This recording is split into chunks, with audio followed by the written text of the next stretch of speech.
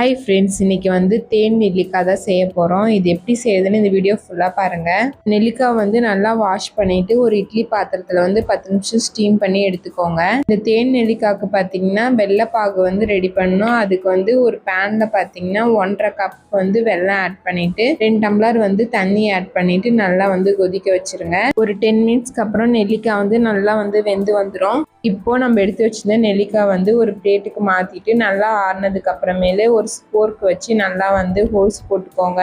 இப்போது வெள்ளைப்பாகுல வந்து நம்ம எடுத்து வச்ச நெல்லிக்காவை ஆட் பண்ணிவிட்டு லோ ஃப்ளேம்லேயே ஒரு 10 மினிட்ஸ் வந்து குக் பண்ணிக்கோங்க. 2 கம்பி பதம் வந்ததும் அதை வந்து ஒரு கப்பில் மாற்றிக்கோங்க. மாற்றினதுக்கு அப்புறமேலே 1 டீஸ்பூன் ஹனி ஆட் பண்ணிவிட்டு ஒரு 3 ஹவர்ஸ்க்கு அப்புறமேலே நம்ம ரெடி பண்ணி வச்சிருந்த தேன் நெல்லிக்காய் வந்து எடுத்து சாப்பிட்டிங்கன்னா டேஸ்ட்டு சூப்பராக இருக்கும். இந்த தேன் நெல்லிக்காய் வந்து சாப்பிட்றதுனால ஸ்கின் வந்து க்ளோவாகும், ஹேர் க்ரோத் ஆகும். இந்த தேன் நெல்லிக்காய் வந்துட்டு ஒரு 4 days வச்சிருந்து சாப்பிட்லாம். தேங்க்ஸ் ஃபார் வாட்சிங்.